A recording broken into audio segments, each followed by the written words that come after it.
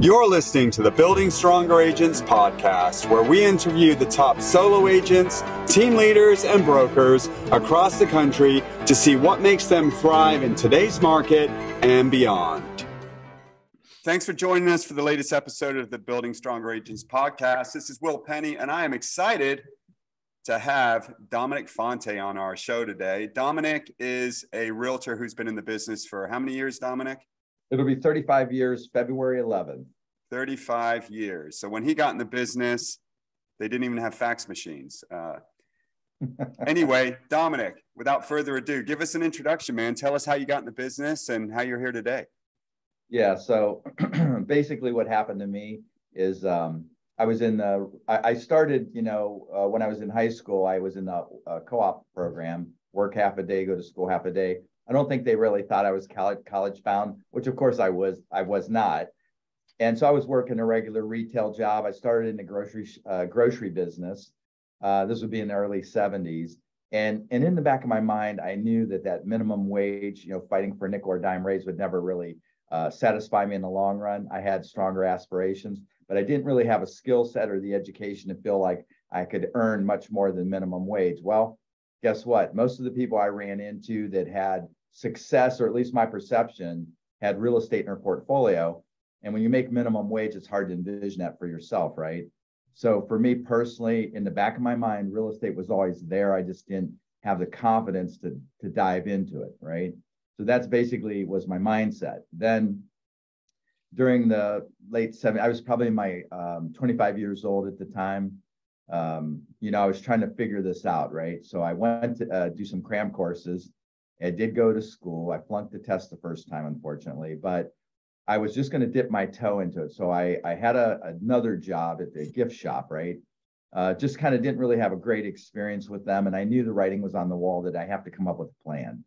And at this time, my desires were getting stronger. I needed a few more things. It just needed more than minimum wage. So real estate kept coming to the forefront. So when I did do these cram courses, I thought I would go ahead, dip my toe into it, ease into it slowly, and build my confidence up because I was really insecure about everything at that time.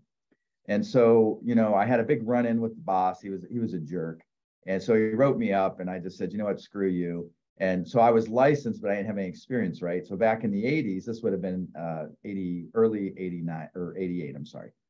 So 1988. So I left him on Friday without notice, and it wasn't a very pleasant exit, right? So I started real estate on Monday, no sales, no experience.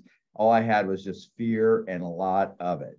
And so I show up at the real estate office Monday morning at 8:30 in the morning, and no one's in the office. As you can imagine, agents don't really come in that early typically. And so I see three secretaries and they say, "Hey, Dom, you're going to be late for work. What are you doing here? You should be at work." And I said, "I got great news. I quit my job. I'm going to be a full-time realtor." And they looked at me and they said, "You what? Like, you idiot." And so right at that time, I was looking for a bucket because I wanted to throw up. I just was so miserable because when I left, I didn't have like a college degree. I didn't have any special skills. I left sort of on a negative note. I didn't really give him notice because he was such a pill. I just said, screw him and I'm out, right? But I didn't understand the gravity of the situation because I didn't really know what I was doing. I didn't even have a suit jacket at the time.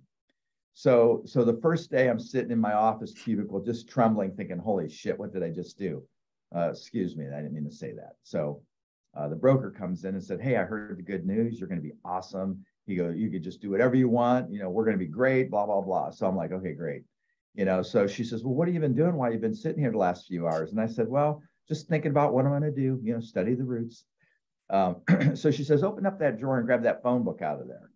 And she says, "Open it up to the A's and start making some calls." I said, "Well, what am I supposed to say? I don't know anything." She goes, "Just say, hi, I'm a real estate agent. I'm new in the business, and I'm wondering if you're thinking of buying or selling."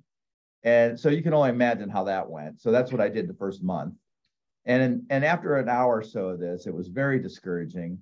I would get the answering machine, and that was great, but I never was able to talk to anybody. So probably around 11:30, 12, agents started rolling in. And I remember I was talking on the phone trying to get people to communicate with me. And I kept talking softer and softer and softer because it was so humiliating. So then I went home and got into my basement, got on the phone, did the same thing, but I got humiliated by myself. So I could live with that. So after about a month of doing this, I could see things were not going the way it needed to go. And so then I thought, okay, I'll go get some of those bags, those cheap plastic bags, fill them with free stuff from the office, go buy some magnets and start knocking on doors. So I grew up in the Southwest end, kind of a poor end of town. And so I started there and I knocked on every door except for in the deep snow around the week, 9 to 5, until I got up to Lake Cable. So it's in Jackson Township. It's a small lake. And I remember I was going around the lake. Okay, I'm going to touch every house that touches water. I'm going to knock on the door. And so I remember this one day, you know, I'm just thinking to myself, what am I doing? This is so miserable. And I'm not having any success. And my bank account had $3,000 left in it. And I knew if I didn't get some results, I'm going to lose everything. And I knew I wasn't going to be able to get my old job back because I kind of blew it the way I left. So I'm knocking on doors, you know, 9 to 5. And as you can only imagine, it was a miserable experience. So here's where it changed for me. So I know I had 3 doors left to hit, and at Lake Cable, I remember there was a ranch. Instead of ranches being horizontal, it was kind of turned like this, and it was touching the water on this side, right? And it wasn't really a really attractive house, but it had some pretty rose bushes. So I thought I'll just mention something about the rose bushes because, like, I'm tired. I want to go home. I'm hungry. I'm miserable. I have holes in my shoes because I was shuffling my feet because I just didn't want to do it anymore. And so the guy comes out to the porch. He goes, "May I help you, sir?" And I said, "Yes, my name's Dominic Fonte. I'm a new real estate agent going door to door to meet all the neighbors. I got this valuable bag of information I'd like to give you. I also have a magnet. I was wondering if you could put the magnet on a refrigerator. And if you have a real estate question or you know someone that has a real estate need, could you call me?" And so he takes my magnet. He says, "Dominic Fonte." And the way he said it, I thought he was going to say, "You know what? I think I went to school with your dad." Or, "Hey, I've been seeing you around the neighborhood." No, here's what he says. "Dominic Fonte." Get lost, flung it out in the yard. And so it was like, I didn't see that coming. So I had 2 more houses to hit on that street, but I went home immediately because I was so deflated, so depressed, so miserable. And I went home and I remember my wife said, "Hey, how'd it go today? You sell any houses?" And she didn't quite understand. It doesn't work quite like that. So the very next day, I'm trying to get out of bed and I was so depressed, I could barely get out of bed. Matter of fact, I didn't want to get out of bed. So then after about an extra hour of laying there, like sulking in my misery, I said, "You know what? I got to suck it up and I just got to go pick up where I left off." So I went back to that street and had a really bad feeling when I saw that house again, knocked on those last 2 house doors. It was 9 in the morning. No one answered, hung the crap on the door, went around the corner. And sure enough, who do I see but a mailman? I see the mailman emptying out like a little mailbox in the neighborhood. And I had an epiphany. I said, "You know what? Like, if he knows the route, he might know the gossip or he might know what's going on in the neighborhood." So I went over to him and I was broken by this time, trust me. And I said, "Sir," and he was startled. He was unloading the mailbox. And I said, could I ask you a favor?" And he was, "Sure. What can I do for you, son?" I said, "Have you been doing this route very long?" He goes, "Oh yeah, 27 years. I said, "I know this is going to be a weird question, but I said, I'm a new real estate agent. I'm going door to door. And this guy threw my stuff out in the yard. And I just said, I'm just having a miserable time." I said, "Is there any way you would know if someone's thinking of buying or selling in the neighborhood?" He goes, "Well, I really can't say that, but you keep it to yourself." 3 doors down, she just went through a divorce. And a couple doors down from that, you know, she lost her husband. Yes, they'll probably be selling. And so that's how it all started for me, honestly. Wow. That's crazy. The first year, my first full year of selling, I sold 40 homes. How many homes? 40. Fantastic. So I made 15,000 in my job. And my wish was, could I only make 14 or 15,000 my first year? Could I do that? And I made 40 the first year. So they were smaller price ranges, like 35, 25, 35 price range. So I knew after that first year, you know, I didn't have any helpers. So it was me doing all the pieces, parts, and we just were getting a fax machine. So that was our newest technology and everything. We had the MLS books were just coming out. We had the file card system and all that. So we didn't have technology like we do now. And we didn't have programs like this to help other agents, you know, figure it out quicker. So I really went through some serious abuse, but what drove me more than anything was the fear of failure. So it forced me to do the uncomfortable. And that's really how I became very successful. Is I took some serious abuse early on, I can tell you, but I learned my skill very well. That's awesome, man. By the way, Mark Young is our co-host. I was so excited to introduce Dominic that I did not introduce Mark Young, who's our co-host on our show this week. So with everything you've gone through, I think you just kind of address it, but is there one thing that you would tell new agents that contributed to you being in the business for 35 years? Well, I mean, I think the big thing I would probably say is, what is your compelling reason? Like, why do you want to do this? What is your reason why? So I find a lot of times brokers sometimes will just hire people that just want like a body, hoping that they'll turn into something.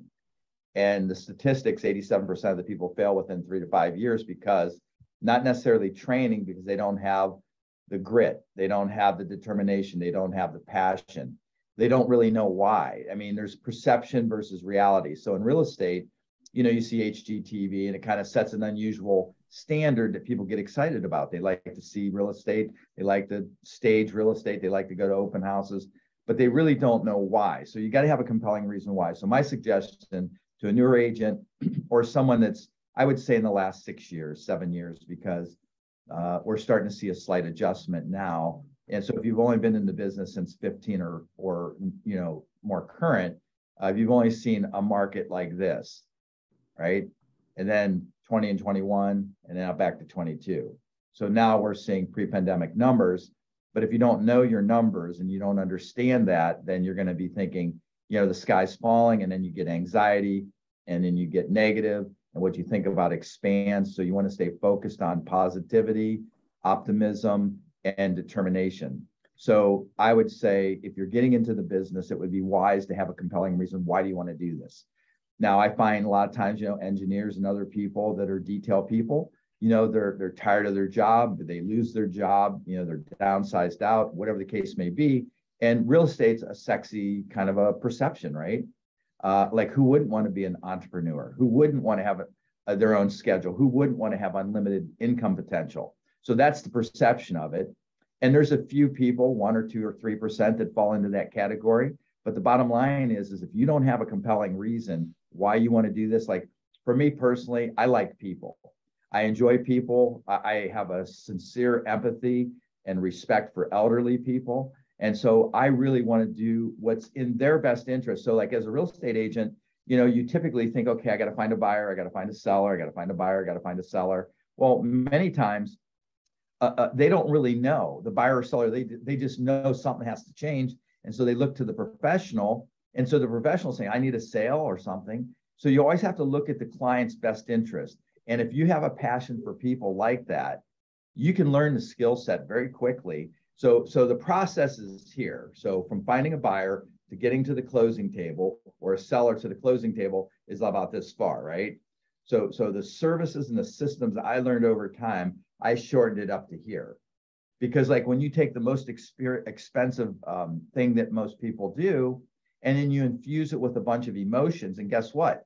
It's not always, hey, we're expanding our family, we're expanding, we're going to build a home, we're all happy, yeah. It's like, I got cancer, I lost my job, my mom went into a nursing home. It's all kinds of things that are not joyous, right? So I think as an agent, you are that knowledge broker service provider to do what's in their best interest. And I'll give you a quick example of what I'm talking about. There was a customer I had that bugged me a lot, right? And she felt she was bugging me a lot, which she really wasn't, and she was a nice person. So randomly I'd show them a house, randomly we'd, email this or that. And this happened over the course of 10 years. And she finally said, you know what? I mean, I don't know how you're so nice and you're just so sincere, blah, blah, blah. I said, it's not a problem. I said, I do this for people all day long. It only takes a second. So she appreciated that. Well, from her alone, I sold 10 homes. Oh, wow. In the course of several years, she referred me to 10 people. She didn't use me for 10 years, but I had 10 customers, millions of dollars worth of volume because of that. And then at the end of the day, within 10 years, she bought a $500,000 house and sold a $400,000 house. So it's just the word of mouth is important. So the sphere isn't always the buyer or the seller. It's what's in their best interest. So when you make sure you put their needs first, it will just multiply many folds for you as an agent. But you got to be patient. You got to look at the long game. That's my advice. Very good. Hey, man. Dom, that was awesome. I have a question. You kind of alluded to this as far as the different markets that we're in, and the career that you've had so far. You've seen a couple of ups and downs. what would you say that one thing that you're doing right now during this shift that we have going on? Okay, this is a baby shift, honestly, compared to what I've seen over the course of time. This is the 7th shift that I've seen, not to mention when the rates were high in the 80s, right? So I didn't get into real estate till 87, 88, but in 81, the rates were 18%, which was a good rate at the time. And then you had, the Gulf War, you had 9/11, then you had 2008, which was about a 5-year run where it was totally miserable. So say 8 to 13 is 5 years, let's say. And then it started improving, right? And then there was just a few little hiccups, like COVID was a hiccup. And it turned out to be a ridiculous year where the appreciation was 20%. Now we're adjusting where our appreciation is about 15%, which is still ridiculous. So we're really not that bad off. So the key really is the database. So if you have I used to have a card system, right? So if you have a CRM, if you have your broker provides a CRM, which is what's called a customer relationship management system. And it doesn't matter if it can't do everything, you need to be able to keep track of people. Now, a lot of times, you might say, well, I need an active buyer, an active seller. And this is why I told you the story about the lady who I've been in relationship with for many years, having conversations, who refers me nonstop. I bet you I'm up to 12 sales from her. And so you need people in your database. And since we can't remember all the details, so if you're doing some transactional business, you have 6 people you deal with: a listing agent, a selling agent, you have a mortgage broker, appraiser, home inspector, title. So all those people are kind of like doing things at their pace, and it reflects on your emotional experience with your client and customer. And so the main thing would be is nurturing that database and building that database of people, names, contacts. It doesn't always have to be a buyer or seller. It has to be people that know, like, and trust you. And sometimes you don't have that yet. You're just building relationships, and it takes time. So I have like 6,500 names in my database over the course of time, and I treat that like gold, a gold mine, not a coal mine, a gold mine. And so like what happens is if you don't have systems and things in place, you're just running like basically on the rat wheel. Okay. So I've been doing this a long time. I've helped 2,500 families go through the process. I can promise you it's the long view, baby. And so like when you're doing really well, you got to make sure you're living like the millionaire next door. You still reward yourself. You treat your family right. You take your kids on a trip, but you got to live like you're not living high on the hog. You live a nice, like I do, nice lifestyle. I finally got totally out of debt. I had 5 mortgages, 5 colleges, 5 braces, healthcare. It was a miserable experience for a period of time, because like you can't control the interest rates. You can't control the feel good index. You can't control. All you can do, instead of seeing these headlines that terrify, you need to be the clarifier. You need to explain to them, this is what you're seeing, but statistically, we're still in a seller's market. I mean, there's just so much. I don't even know if I can get into it all right now, right. But I'm just saying it's unbelievable. I could write a book on it. Matter of fact, we're going to give you just a little chapter 1. So taking off of what you just said, what are you, and you say this is a little shift, and all 3 of us on here today have been around since before the housing crash in 08. So we were all through that. But what are you telling consumers now, people that are calling you to sell their house, coming off a spring market where everything was selling for, a lot of money? Are you saying anything different to your people now when they call you? Yeah. So it's like everything. Whenever the market shifts, the realtors, not all of them, there's always the 10% or 5% that are dialed in. But, the problem is that most consumers, unless they're in corporate or military, do 3 transactions, maybe 4 in their whole life. Think about it. So that's all they have besides the cleaning lady or their friend at work or a buddy down the street, the expert will say. So whenever you're, like my friend told me, on Zillow, it's worth $1 million, so like, what do you think? And it's like, well, I don't like your number. So the problem is that, they're going to ask like, what's your fee? They don't really understand how to deal with it. So you as the knowledge broker, remember, the headlines bleed. That's why they lead, right? They terrify, they don't clarify. So what you have to do as a local expert is remember, real estate's local. So it only matters in your backyard. So you have to articulate that. So as an example, right now they're saying the sky is falling. I feel there's another bubble. 75% of the consumers believe we're going to have another bubble in real estate and it's going to bust. And 44% of the agents feel the same way. So if that's what you think, how in the hell are you going to explain it to the customer when you're in that spiral going down quick, right? So true, so true. Yeah, so what happens is you got to know the numbers. So what are the numbers? So like if I look at the last 2 years of business, I'm depressed, my numbers are off. Guess what? But when I look at 17, 18, and 19, I'm right on track with my numbers. So if you know your numbers, then you know where you stand and you can articulate that really the last 2 years, it was a 20% appreciation. Is that normal? You've been around long enough. What do you think is a normal appreciation for real estate? Well, in our area, it's flat to 2 or 4% tops, right? Yeah, right. Like between 2 and 4.5%. So if you go back 16, 17, 18, 19, it was like 4.5 to 5%. So that's kind of the norm. And then 20 and 21, it jumped up to 20% because everybody's crazy. You know, they're paying all this crazy money. The rates were low. I don't care. I'm not losing again. I'm paying 30 grand. I don't care. It's like, you know, 20 bucks a month, 50 bucks a month, 100 bucks a month. I don't care. And so they're forcing it. And now the Fed raises the rate to almost 8%, which is not doing the job the way they want. Now, it took a lot of the millennials out of the market. And guess what it did to the rental market? It created a shortage and a 25% increase. Yeah. So the whole thing is out of sync. And so part of it is as an expert in your backyard, you got to look at your standard MLS. So I'll give you an example where I live. I live in Stark County, Ohio. So what do you think is the national average of a good balance between buyers and sellers in the market? The neutral zone, like when you have a good mix of buyers supply and buyer demand. That would be between 5 and 7 months of inventory. What's our national inventory right now? You need to know that. So it's 3.6. So you got 3.6 months of inventory. Okay, that's great. What does that mean? Well, that means it's still in the buyer's market. No, it's sellers. Because remember, I said 5 to 7 months of inventory is a nice balance between buyers and sellers. I have a nice graph that I could show you about that. But what happens is, so then you say, okay, what about my backyard?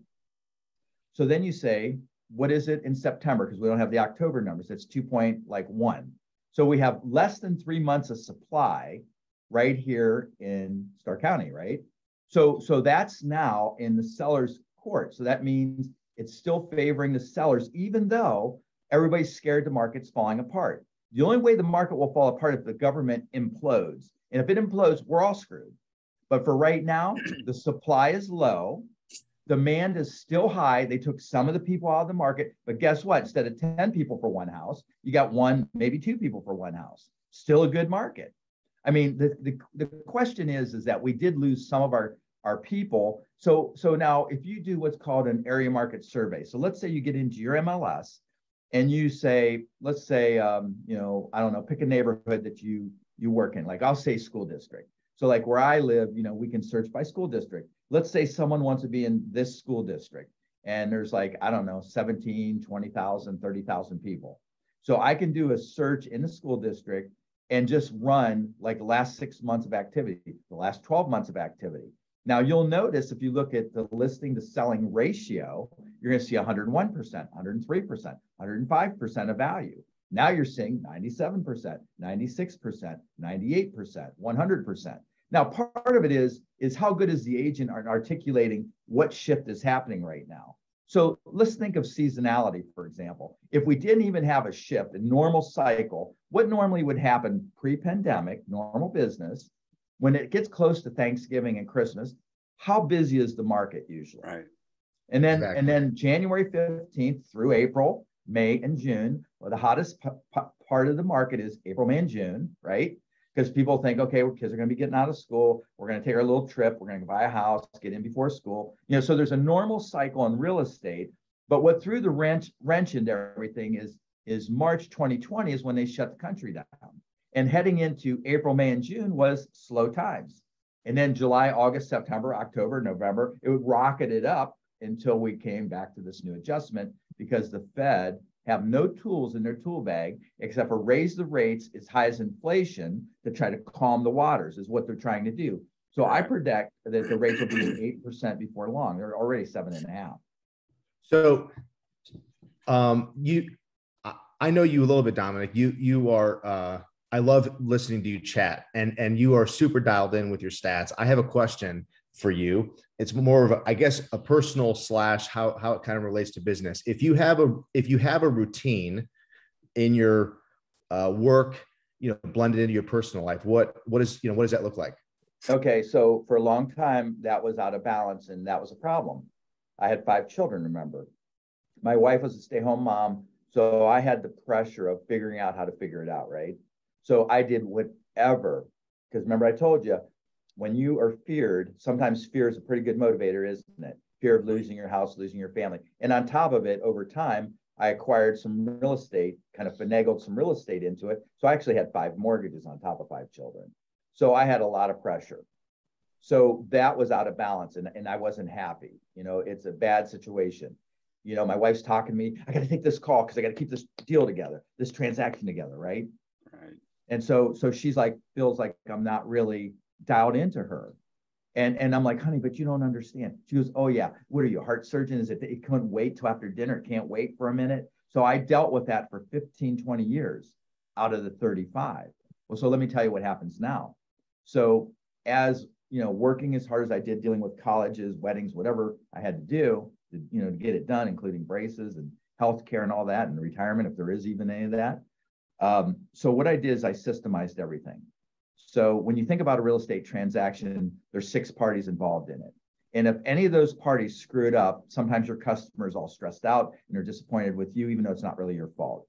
So I figured out like each scenario, like if it's a VA buyer, FHA buyer, cash buyer, conventional buyer, whatever, construction, whatever. There's certain little nuances that you need to know.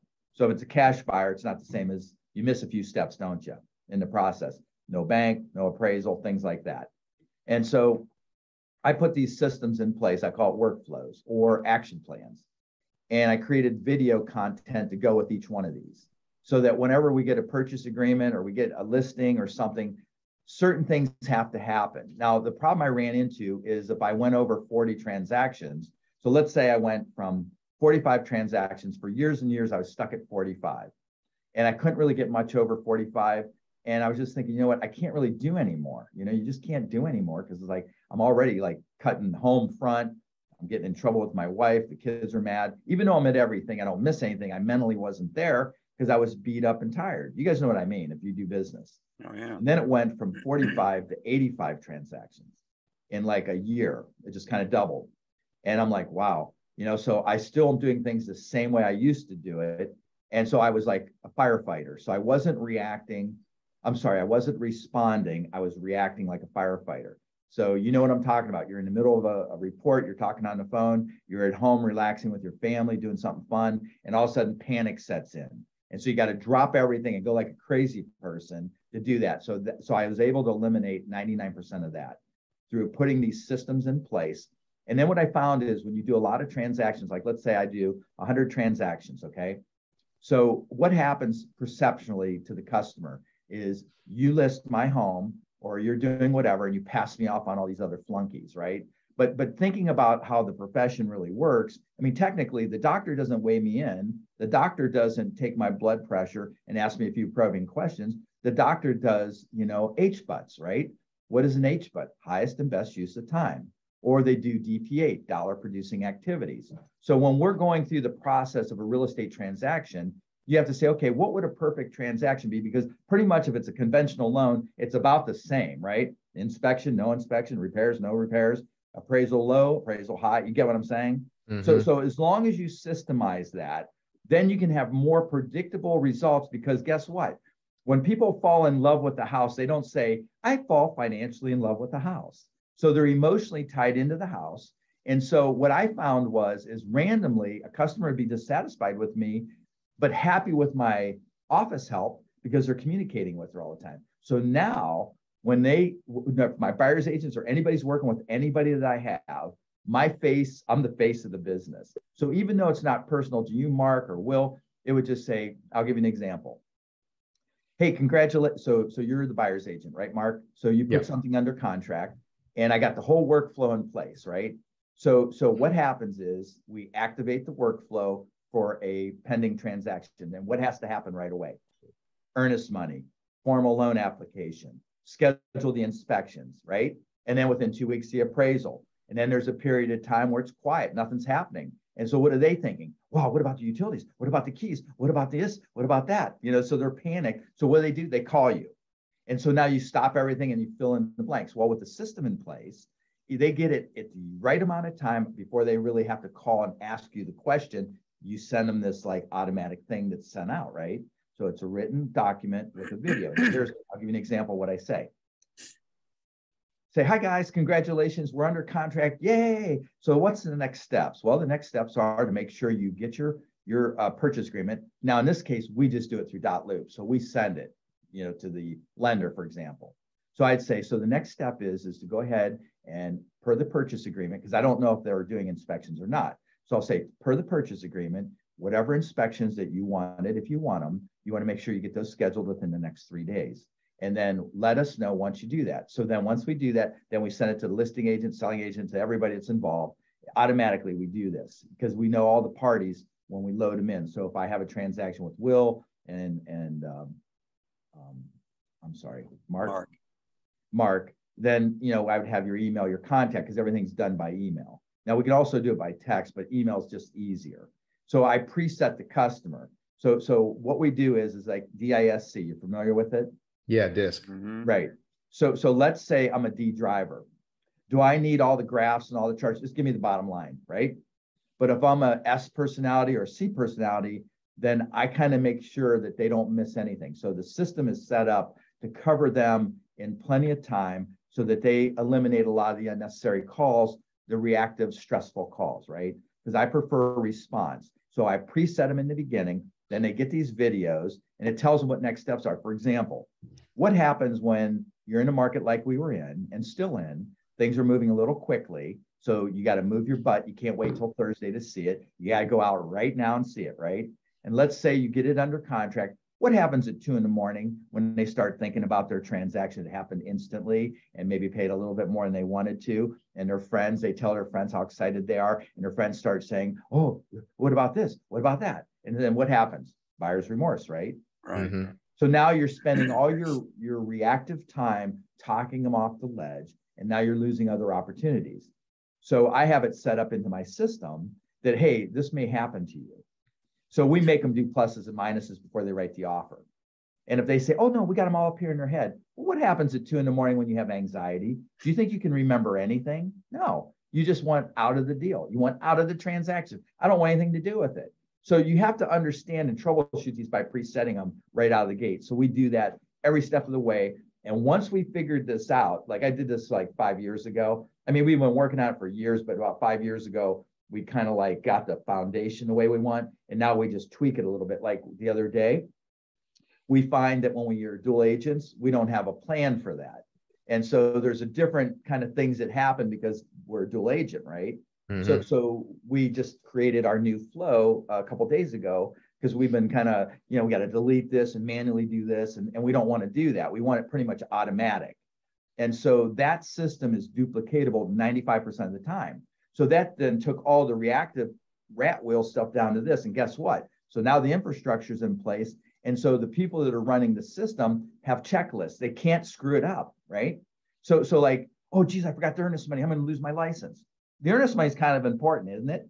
So if there's no earnest money, baby, you better get it figured out. And when you got 6 or 10 or 12 transactions pending, it might slip up. Your wife has a trauma, the kid falls and gets stitches. I mean, you get distracted from life. So you need your systematic system controlled. And the other thing is I have 2 phones. I have a work phone and a day off phone, right? So this one stays at the office 9 to 5. So the phone gets answered. And then she knows my schedule. She can schedule. She knows I like to be off Wednesdays and the weekend. So Monday, Tuesday, Thursday, Friday, you book me. So I want to take 3 days off a week now. So that's how I transition by these systems and a secondary phone. And, I can break it down a little bit more, but that's just the essence of it. That's awesome.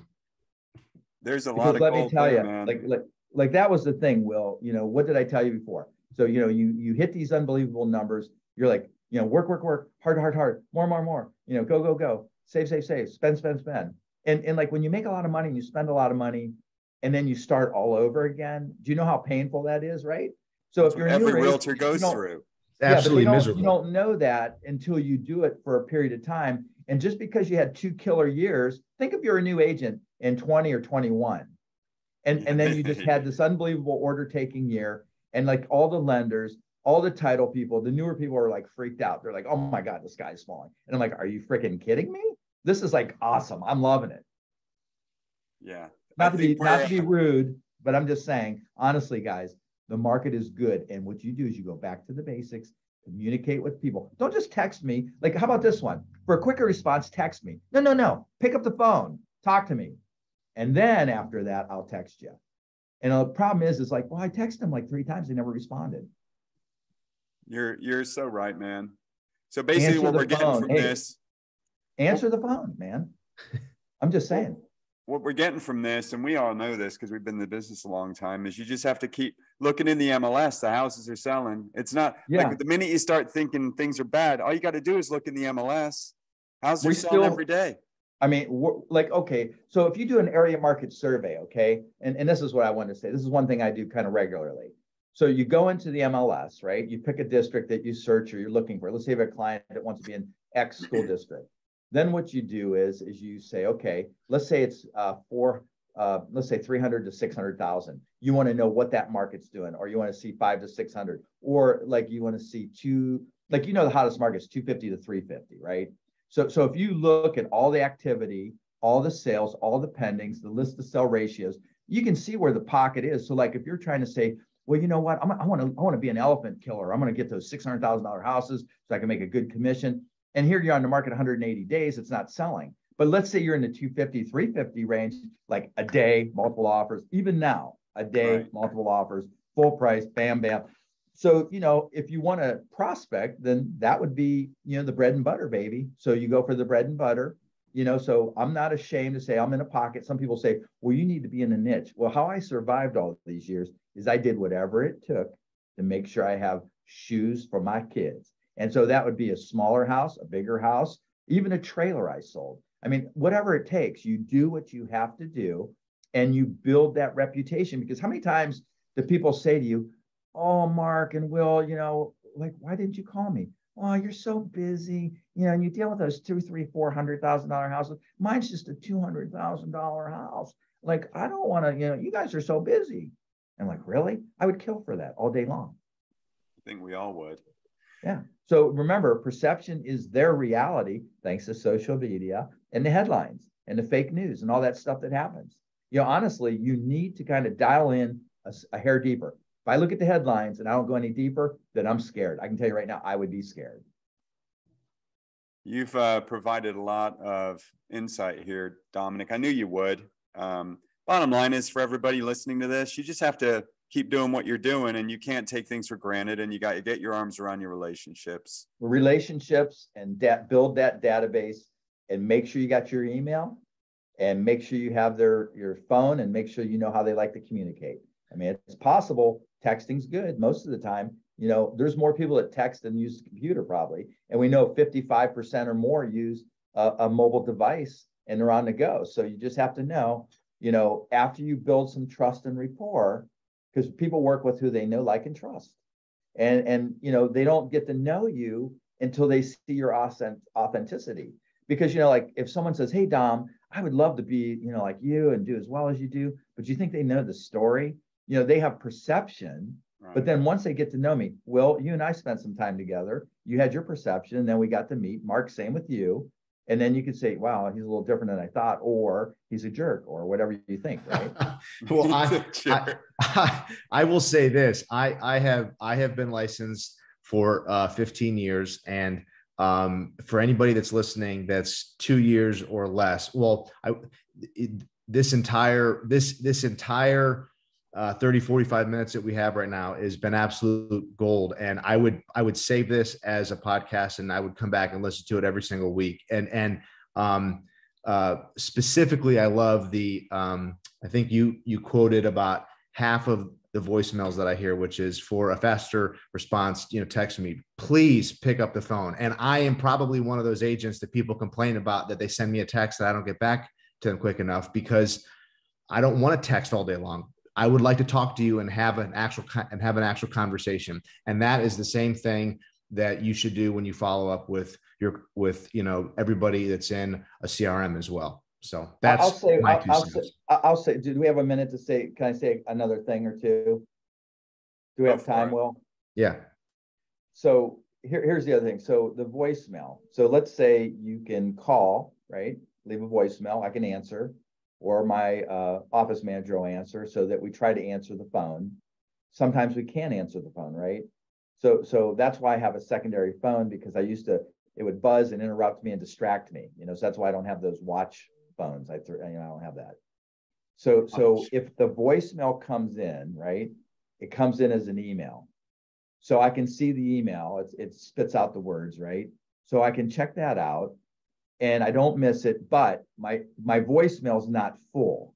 You listen to this long, garbled message, and then they say, your mailbox is full. And it aggravates you even more. So I do what's called a double tap technique. The double tap means you call, get their voicemail, hang up, call right back again, hang up, call right back again. So they're thinking, ooh, this might be important, I better answer. And you'll get the answer. But they talk to you like for 2 seconds, they text you, and you want to try to call them because you can't text the whole sentence or a paragraph. You want to talk to them, and then they don't answer. It's like, really? Like, what are you like inside the bathroom, shower, or what? What's happening here? So it just blows me away. So like, hey, dude, if you're going to be in the work mode, just answer the phone and cut it short. Well, I don't really like to talk to anybody. They're going to have to text me. And for a quicker response, that's how I do respond. I'm going to train you. So what I do is I'll text if it's more important. Just say, hey, check your voicemail. Like, check your voicemail, because I can explain more details on the voicemail, so there's something pending important, right? And what I try to do is condition all my customers that once we get in contract or we're working with you, let's communicate by email. And the reason why is because if I have the phone, I got to screenshot and send it to my office, where if it's email, they see my emails and they can interact and take care of 90% of the requests, which I don't even have to deal with, right? There you go. Yeah. So it's kind of like preset. When I say preset, based on what end of the business you're doing, you have to preset your customers. And so, you just explained it all to them and they don't remember a damn word you said. So that's why you kind of like, have to do these things like that in writing and video and stuff like that. It's beautiful. So that's basically all I have for you. And if anybody wants to know more, you want to talk sometime, you can come to me at 330-418-1535, text or call, and I will answer, right? And or send me an email at dominic@dominicfonte.com. Or if you want to go check me out, Google Dominic Fonte or go to dominicfonte.com. Thanks, man. This has been an absolute pleasure. You're a wealth of knowledge, and thanks for being on the show with us today. My pleasure, guys. Be safe and hope to see you sometime for a cup of coffee. Thanks everyone for listening, and keep checking back. We're going to continue interviewing amazing agents like Dominic Fonte in Stark County, Ohio. Thank you for listening to this episode of the Building Stronger Agents podcast. If you like this episode, please give us a 5-star review and share our podcast with your friends.